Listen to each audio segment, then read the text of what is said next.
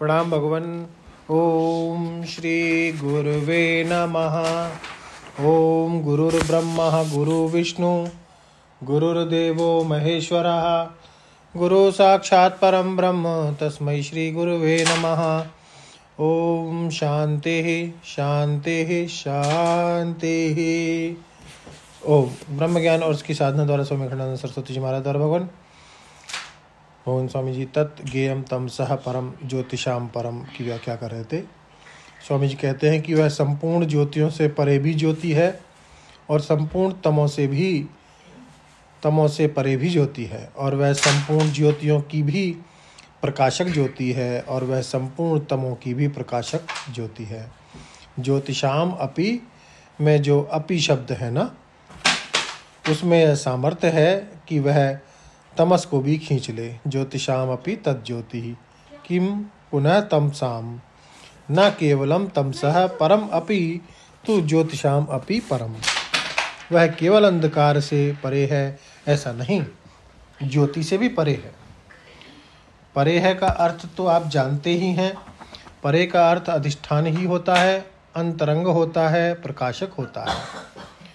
इंद्रियभ्य परा ही अर्थेभ्यश्च परम मना मनसस्तु परा बुद्धि बुद्धे आत्मा महान परा। महता परम अव्यक्तम अव्यक्तात् पुरुषः परा पुरुषान् परम किंचित सा काष्ठा सा परागति। कठोपनिषद से है। तो जो अंधकार और प्रकाश, आध्यात्मिक प्रकाश, आदि दैविक प्रकाश और आदि भौतिक प्रकाश सभी से परे है। आदि भौतिक प्रकाश एक जुगनू से लेकर समष्टि के प्रकाश शक सूर्य अथवा समष्टि ज्योति तेजस तत्व पर्यंत है। आध्यात्मिक ज्योति आँख कान नाक में अलग अलग ज्योति से लेकर जीव पर्यंत है। और आदि दैविक ज्योति सूर्य चंद्रमा देवता, अग्नि देवता, इंद्र देवता, वरुण देवता, कुबेर देवता, ये जितने देवता हैं उनसे लेकर के ईश्वर पर्यंत। परे देवे सर्वे एकी भवन्ति परस्याम देवतायाम सर्वे एकी भवन्ति। उस पर देवता ईश्वर में, समष्टि के देवता में सब एक हो जाते हैं। और व्यष्टि में है जो चक्षु देवता है, त्वग देवता है, जो ग्रहण देवता है, जो रसना देवता है, यह जो विश्व देवता है। निरुक्त में विश्व देवा माने यही इंद्रियां, इनकी यही व्याख्या की हुई है। ये देवता हैं और इन देवताओं की अंतिम ज्योति जीव ज्योति है।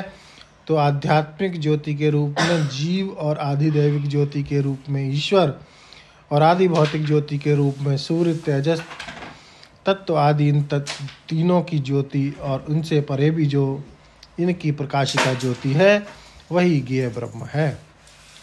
मैं के रूप में अपरोक्ष ज्योति, बल्ब और सूर्य आदि के रूप में प्रत्यक्ष ज्योति और ईश्वर के रूप में परोक्ष ज्योति, सब में ज्योति डालने वाला जो है वह एक है।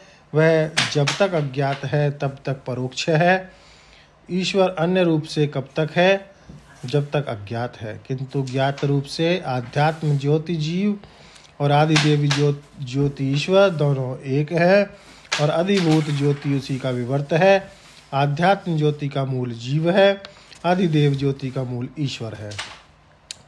ईश्वर परोक्ष है और जीव अपरोक्ष है, और सूर्य आदि की ज्योति प्रत्यक्ष है। जब तक वह परोक्ष ज्योति ईश्वर अज्ञात है, अन्य है, तब तक आदि भौतिक ज्योति भी सत्य है, आध्यात्मिक ज्योति भी सत्य है, आदि दैविक ज्योति भी सत्य है। लेकिन जहाँ आध्यात्म की उपाधि हटाकर शुद्ध ज्योति को देखोगे और कल्पित आदिदेव उपाधि को हटा करके जब वहीं सत्य ज्योति को देखोगे तो ये दोनों असल में एक हैं, औपाधिक भेद से ही भिन्न भिन्न है। और तब उसके बाद क्या होगा कि आदि भौतिक ज्योति केवल विवर्त मात्र रह जाएगी, आदिदैविक ज्योति अप्रतीत हो जाएगी, आध्यात्मिक ज्योति अप्रतीत हो जाएगी। स्वर्ग आदि में रहने वाले जो देवता हैं ना, वे अप्रतीत हो जाएंगे, उनकी प्रतीति मिट जाएगी। केवल संस्कार अनुवृत्ति से ही उनका वर्णन करेंगे। और यह जो अध्यात्म ज्योति है, पृथक स्वर्ग नरक आदि में जाने वाले जीव और स्वर्ग नरक आदि के अधिष्ठात्री इंद्र यमराज आदि ये सब अप्रतीत हो जाएंगे। यह स्वर्ग नरक आदि के अधिष्ठात्री जो इंद्र यम आदि हैं वे आदिदेव ज्योति हैं। और अंतःकरण को पकड़ करके पाप पुण्य के अनुसार जो आने जाने वाला है जीव वह आध्यात्म ज्योति है। दोनों को प्रकाशित करने वाली ईश्वर ज्योति है।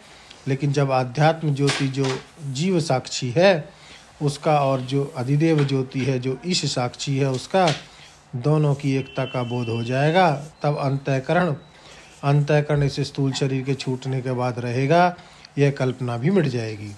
और इसका पुनर्जन्म होगा, नरक में जाएगा, यह कल्पना भी मिट जाएगी। यही तो मुक्ति हुई ना। और इंद्रादि देवता जो हैं वे कहीं हमसे परोक्ष रह करके कोई काम कर रहे हैं, यह कल्पना भी मिट जाएगी।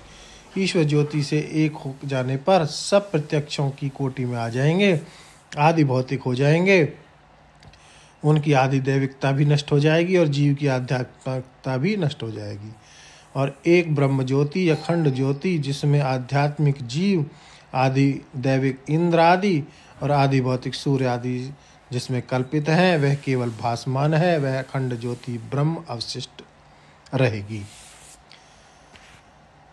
तो बोले कि यह ब्रह्म शब्द भी खंडवृत्ति के लिए ही है। सत्संग को और आगे बढ़ाएंगे भगवान अगले सत्संग में। ओम शांति शांति शांति। प्रणाम भगवान। प्रणाम भगवान।